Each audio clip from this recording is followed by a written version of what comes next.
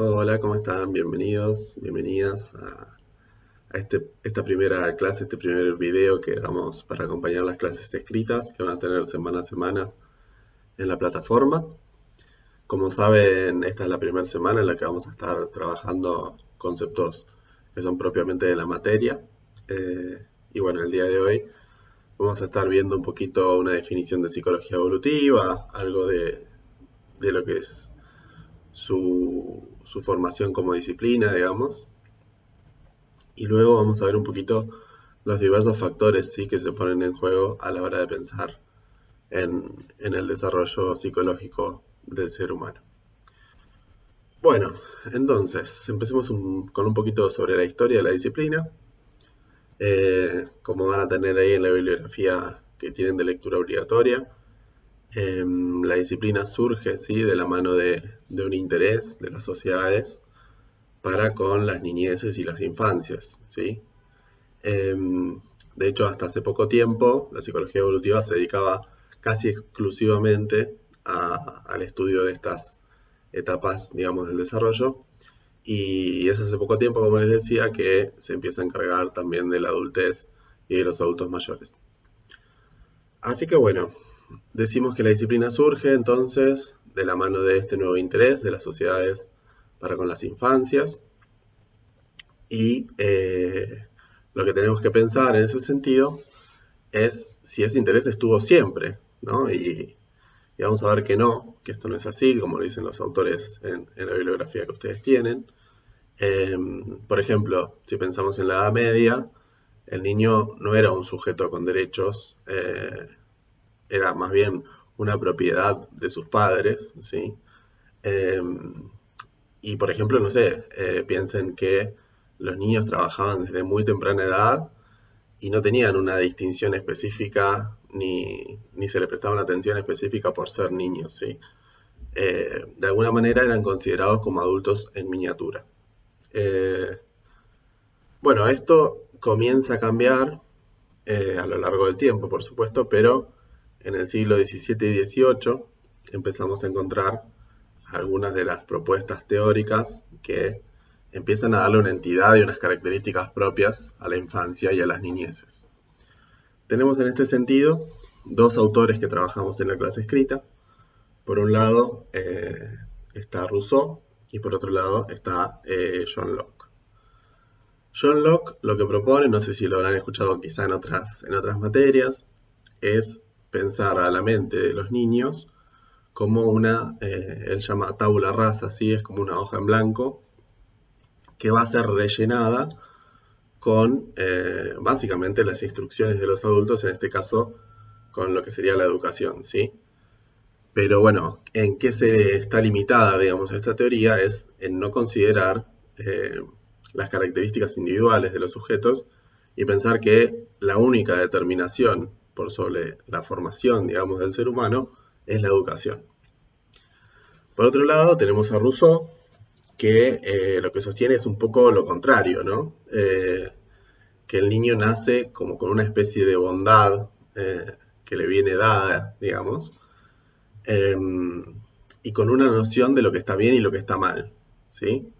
Esto ya viene dado una vez que el niño nace, digamos, y entonces la tarea, digamos, de los adultos es acompañar ese desarrollo sin que haya una guía, ni una ayuda, ni una puesta de énfasis en algunas cosas y demás. Vamos a ver que, si bien estos debates se actualizan hoy en día en la disciplina, probablemente ya tenemos, digamos, las herramientas para considerar que probablemente, digamos, la manera de pensar el desarrollo, digamos, va a ir en un intermedio, ¿no? Ni es todo heredado, ni es todo como un producto de la educación, ¿sí? Bueno, en línea con esto, yo quería hacer una digresión también, ¿sí? Eh, para pensar un poquito en las niñeces, las adolescencias, eh, porque me parece muy importante esta cuestión de ver cómo ha evolucionado, digamos, la concepción que tenemos a nivel social y cultural de estos grupos etarios, ¿no? Y he pensado en nuestro país, que no sé si lo habrán visto en otras materias, pero la ley 26061, ¿sí? Que es la ley de protección integral de los derechos de niños, niñas y adolescentes, es sancionada recién en el 2005. Piensen que son menos de 20 años, ¿sí? Es una ley bastante nuevita para lo que es nuestra historia, digamos. Y bueno, es en esa ley, ¿sí? En que el marco normativo se pone en línea con los desarrollos y los avances y los planteos que se daban en las convenciones internacionales, ¿sí? Por los derechos del niño. De manera que en el 2005, como les decía, hace menos de 20 años, es que recién se sanciona una ley que establece a los niños, niñas y adolescentes principalmente como sujetos de derecho, ¿sí? Fíjense lo reciente que es. Antes de eso estaba vigente el patronato de menores, que de alguna manera y muy resumido podemos decir que le daba la potestad a un juez de decidir si, por ejemplo, sacaba a un niño de su familia y no sé, lo mandaba a una institución, por ejemplo. Era decisión de un juez y ya estaba, ¿sí? No había intentos de fortalecer los vínculos familiares, no había intentos eh, de que ese niño, digamos, pueda mantenerse en su familia a partir de la concepción de la importancia, ¿no? De esos vínculos. Así que bueno, eso me parecía importante mencionarlo para que ustedes también lo vayan teniendo en cuenta porque este paradigma, digamos, del niño como sujeto de derechos es fundamental que lo vayamos pensando también para acompañar a la materia. Bueno, muy bien. Más allá de estos pensadores, ¿sí? Que yo les comentaba, que son John Locke y Rousseau, hay muchos más, sí, pero en ellos dos quizás nos focalizamos un poquito más en la clase. Tenemos que mencionar otro hito histórico que es fundamental, ¿sí? Para explicar este nuevo interés de las sociedades por la niñez, que es la revolución industrial, ¿sí? Que acontece en la segunda mitad del siglo XVIII, que va a ser un hito fundamental. ¿Por qué? Porque por dos cuestiones, digamos. En primer lugar, que los adultos se ven obligados a trabajar en las fábricas, ¿sí? De manera que se requiere cada vez más fuerza de trabajo y se requiere también que quienes ingresen a esos trabajos tengan unos determinados conocimientos y una determinada plasticidad que le permita aprender a manejar esas nuevas máquinas industriales, ¿sí? Pensemos que antes de eso las formas de producción eran mucho más artesanales y a partir de la revolución industrial aparece una necesidad, ¿sí? De contar con obreros que tengan, digamos, esa capacidad de poder integrar los conocimientos necesarios para estas nuevas, digamos, estos nuevos desafíos que planteaba la industrialización. Así que bueno, habiendo hecho este mínimo recorrido histórico, lo que les proponemos, tanto en la clase y que vamos a ver ahora también, es adentrarnos un poquito en lo que es la definición de la psicología evolutiva. Y vamos directamente con la definición que tienen los autores ahí en la bibliografía que ustedes leen. Esa definición está en la bibliografía, en la clase escrita y la vamos a repetir acá también para que vaya quedando claro, ¿sí? Y que por ahí no surjan tantas dudas con respecto a eso. Esa es la definición con la que nos vamos a manejar. Pero bueno, entiendan también que es una definición posible de muchas otras, ¿sí? Porque estamos hablando de una disciplina compleja y por tanto no hay definiciones acabadas, ¿sí? Que yo diga, bueno, esta es la definición y ya está, sino que bueno, hay más de una definición y probablemente ninguna definición sea exhaustiva, ¿sí? O sea, es un campo complejo y bastante abierto en ese sentido. Pero bueno, la definición que dan los autores en la bibliografía que ustedes tienen, la voy a leer, así está tal cual, es: la psicología evolutiva es la disciplina que se ocupa de estudiar los cambios psicológicos que en una cierta relación con la edad se dan en las personas a lo largo de su desarrollo, desde su concepción hasta su muerte. Bueno, vamos a pensar un poquito en esta definición, ¿sí? En línea sobre todo con los dos aspectos fundamentales, ¿sí? Que hacen que esta disciplina se diferencie de otras. Por un lado, tenemos que los cambios de los que se ocupa son cambios normativos o cuasi normativos. ¿Qué quiere decir esto? Son cambios que, digamos, pueden ser generalizables, ¿sí?, a grandes grupos de personas o incluso a todas las personas que habitan en una determinada cultura, ¿sí? En este sentido, lo que vamos a decir es que la psicología evolutiva no muestra tanto interés por lo que son los cambios que denominan idiosincráticos, ¿sí?, que son los cambios particulares, es decir, a mí, Esteban Pérez, digamos, lo que me pasa o los procesos que por ahí estoy atravesando, probablemente no sean de interés para la psicología evolutiva, quizás para otras ramas, así como la psicología clínica, por ejemplo. Si yo acudo a un profesional clínico, probablemente ahí sí sea de interés en el mejor de los casos, ¿no? Lo que son mis procesos y cómo poder, digamos, encaminar algunas cosas que por ahí yo siento que por ahí no van bien o lo que sea. La psicología evolutiva se aleja, ¿sí?, de lo que son esas características individuales para pensar en los cambios que le ocurren a los grandes grupos o a todas las personas que forman parte de una cultura, ¿sí? ¿Cuál es la cuestión con esto? Y que lo nombro un poquito ahí en la clase escrita. Ustedes se están formando como técnicos, ¿sí?, en cuidados polivalentes, y probablemente los sujetos, ¿sí?, con los que vayan a trabajar, puede ser, digamos, que por algún u otro motivo se alejen un poquito, ¿no?, de esta norma que establece la psicología evolutiva. Y bueno, nuestro trabajo en ese caso va a ser poder prestar atención, ¿sí?, a estas características individuales que les comentamos. ¿Para qué nos va a servir la psicología evolutiva?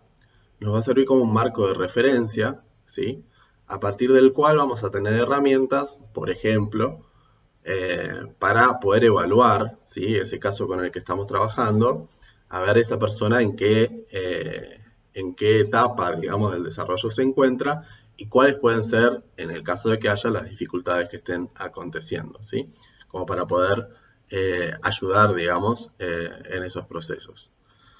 Bueno, entonces dijimos, se ocupa de cambios normativos, es decir, que cambios que tienen que ver o que son generalizables a la población en general. Y por otra parte, la estrecha relación de la disciplina con la edad, ¿sí? Como les mencionamos ya en otros videos y también en la clase escrita, no se queden anclados a la edad de una manera lineal, ¿sí? O sea, no es que, yo siempre pongo un ejemplo, no es que porque un niño cumple 2 años y un día nos olvidamos, ¿sí?, de lo que habíamos pensado de la primera etapa de infancias y ya cambiamos el paradigma y pensamos en otra cosa. No es así, ¿sí? Sino pensar en lo que son las etapas del desarrollo o las fases del desarrollo que nos van a permitir de alguna manera acercarnos a la complejidad, digamos, de justamente lo que es el desarrollo psicológico humano de una manera posible, ¿sí? Pero bueno, esto es un tema importante, ¿sí? Esta necesidad de no quedarse pegado a la edad cronológica, lineal y súper exacta, ¿sí? Pero bueno, sí, lo que va a proponer es que a lo largo de la vida, digamos, va a haber procesos de desarrollo que van a ir aconteciendo que se relacionan con diversas etapas que vamos a ir estudiando. Esa sería la segunda característica fundamental de la disciplina. Bueno, habiendo visto esto, lo que nos quedaría por delante es ver un poquito qué es el desarrollo y cómo se relaciona con las variables que lo determinan de alguna manera, ¿no? Bien, la pregunta entonces que ustedes tienen ahí en la clase es ¿por qué? ¿No? ¿Por qué hay cambios que se relacionan con la edad? Es decir, ¿por qué vamos desarrollándonos a lo largo del tiempo? Quizá parece algo que no tiene mucho sentido preguntárnoslo, pero es una pregunta interesante, ¿sí? Y bueno, en este sentido la respuesta que podemos dar es que depende de un proceso que se llama ontogénesis, ¿sí? Que lo que hace básicamente es estudiar, digamos, el desarrollo, digamos, del ser humano desde su concepción hasta su muerte y cómo el organismo se va a ir modificando, ¿sí? En este sentido, lo que podemos decir es que tenemos como un plan, ¿sí?, de maduración biológico, ¿sí? Es decir, hay una serie de aspectos, ¿sí?, que se van a ir posibilitando con el paso del tiempo, ¿sí?, con el crecimiento de ese organismo.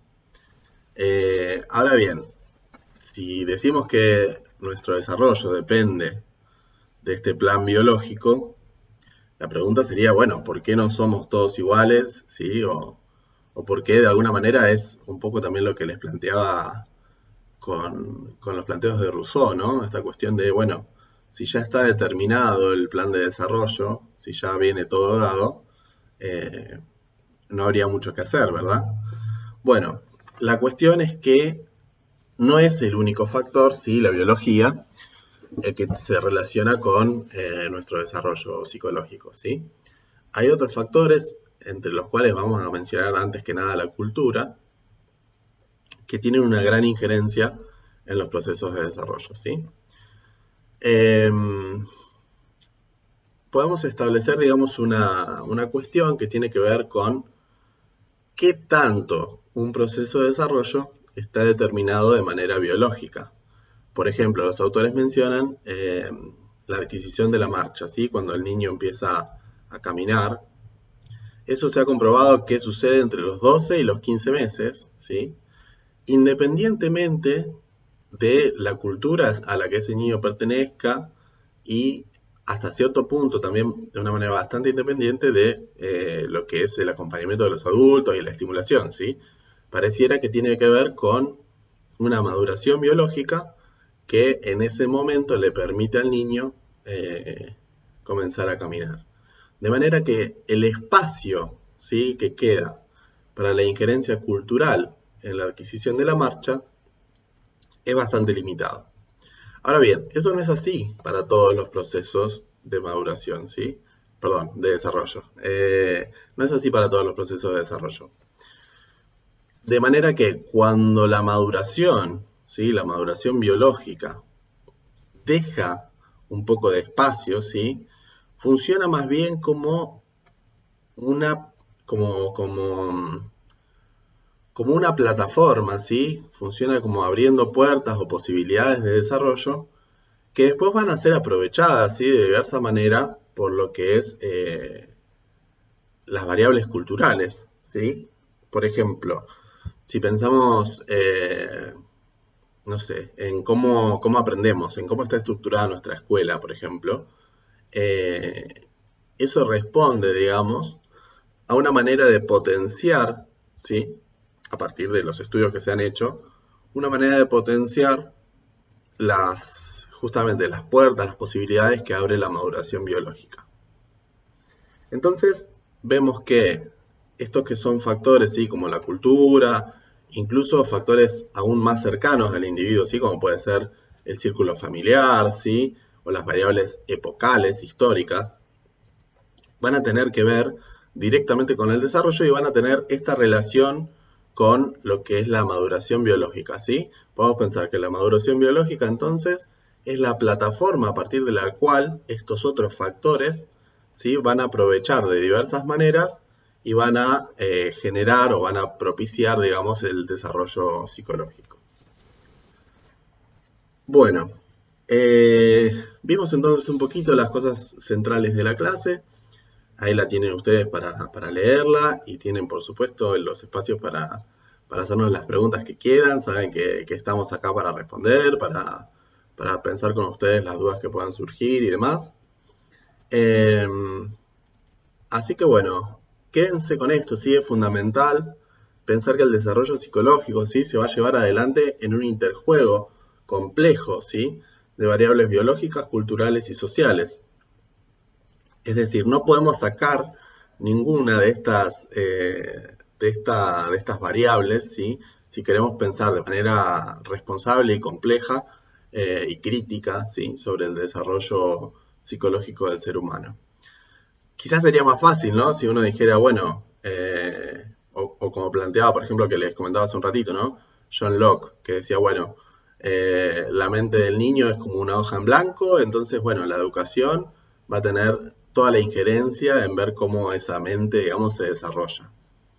Bueno, quizás sería más sencillo, ¿no? Que sería más fácil de pensarlo e incluso más fácil a la hora de poder acompañar esos procesos.